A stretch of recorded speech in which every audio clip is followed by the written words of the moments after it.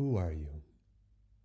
Beyond your name and your identity, beyond the things that you do and the different roles that you play, beyond your thoughts and your emotions, when you peel all these things away, what's left? Who are you? In today's video, we're going to explore the notion of self, and we're going to do so through the lens of non-duality, Tantra, and Psychoanalysis. Each of these three traditions challenge the notion of a separate, individualized self, albeit taking different approaches. So by the end of today's video, you're bound to be reflecting on and questioning your sense of self, the sense of I, and how it relates to reality as we perceive it to be. We'll begin by looking at the ego as that aspect which allows for our perception of self. But we'll look at it in terms of how it causes and brings about this sense of being separate from everything else that we're experiencing.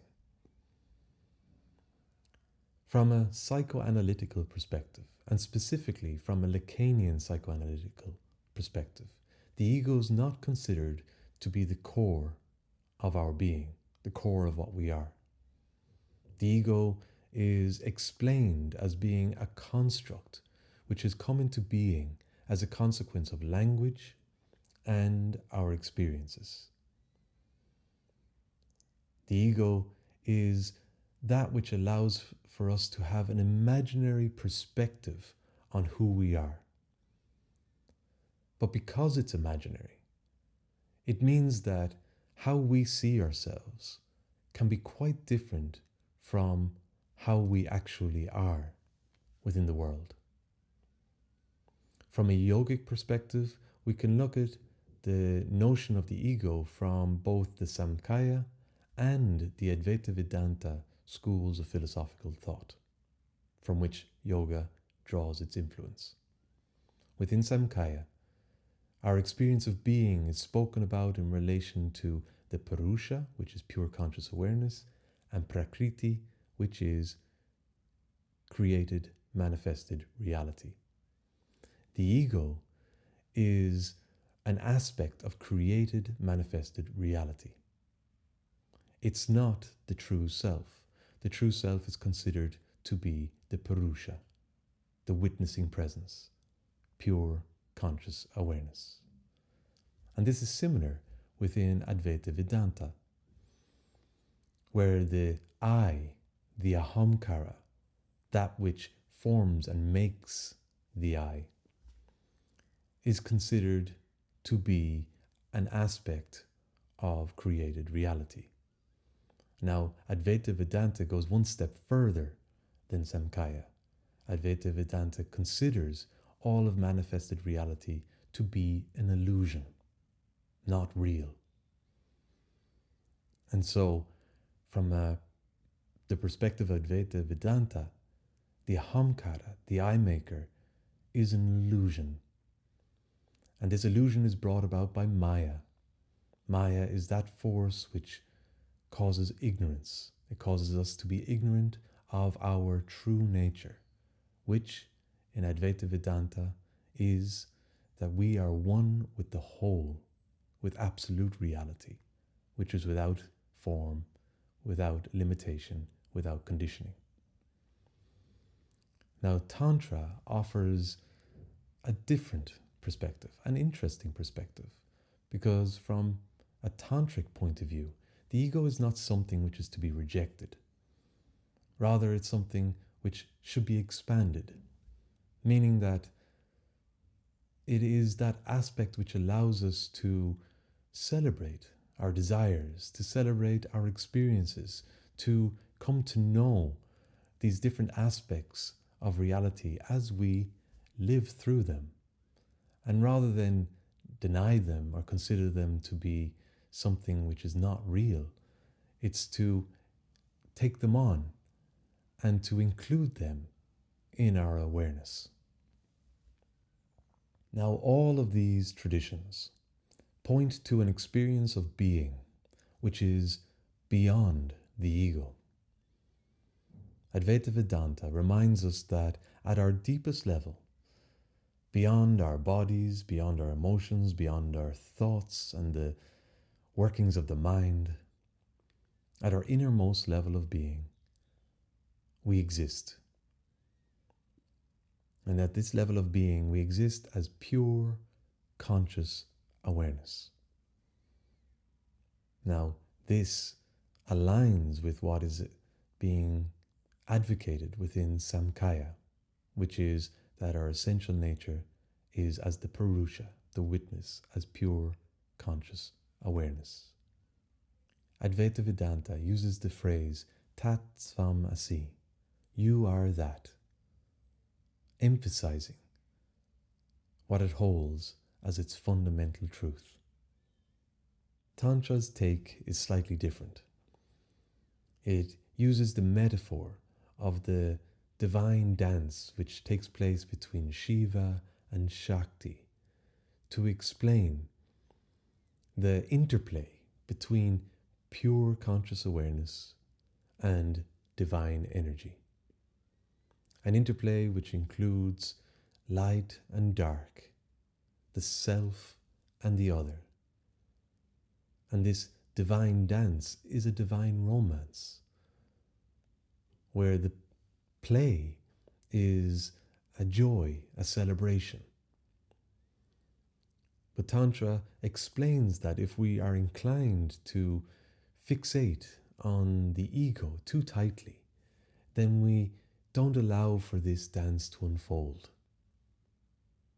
We get in its way. From a psychoanalytical point of view, then, the self is considered to be fragmented, that there are aspects of how we perceive ourselves to be which don't align with who we are. Aspects such as our desires, our fears, and our memories, which don't fit in with the narrative of the ego. Lacan refers to the real as being that space where certain aspects of who we are express, aspects which cannot express through symbolic structures that we use, through language, cannot express from our rational, imaginary sense of self, but which express at another level, at a level which, in line with yoga, speaks a truth which is beyond language and beyond concept. So how can we take what is offered by these different traditions and use it in a practical way? Advaita Vedanta offers an extremely direct approach to exploring and examining non-duality. The approach is to simply ask, who am I? Now, this is not an intellectual inquiry, but rather one which is experiential. So by sitting and posing the question, who am I? We're not trying to come up with thought out answers, but rather to experience whatever response arises within us. And that response, then, we can decide if that response reflects our most essential nature. So the response might be a series of thoughts, but those thoughts are fluctuating. They're rising and they're falling. They're not permanent. So this can be understood to be not self. These are not our essential nature because they're transient. So the question continues, who am I? Investigating, waiting for a response of whatever kind it might be. And as it arises, to discern whether that response is fluctuating and non-permanent and hence not real, or if it is something which is unchanging and permanent, which is real. And so the question to ask is, who am I? Tantra takes quite a different approach. It would encourage us not to deny the world, but rather to appreciate every aspect of created reality as being an expression of divine energy, a divine energy that comes and goes, takes form and deforms in this continuous dance. Tantra would urge us to see it as a play, to see life as a play, and so not to hold on to our sense of self, the identity that we have around who we are, too tightly, but rather to loosen our grip so we can move within this play, within this dance, with greater ease, with greater harmony. From a psychoanalytical perspective, our approach would be to begin to notice the gaps in our identity, to begin to observe those moments when we seem to contradict ourselves, either in the things we say or in how we engage in life, the inconsistencies, those moments when there's an aspect of who we are which is being revealed to us that falls outside of how we perceive ourselves to be.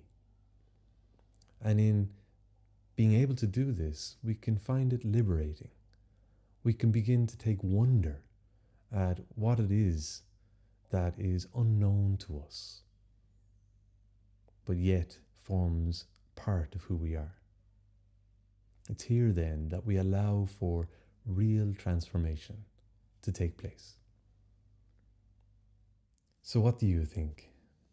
Is identity just a construct? Is there a deeper reality beyond the self? I'd love to hear your thoughts and your opinions on this, so do share in the comment section below. And if you enjoyed the video, then like it, share it, and subscribe to stay tuned for more explorations on yoga, psychoanalysis, and philosophy. Take care.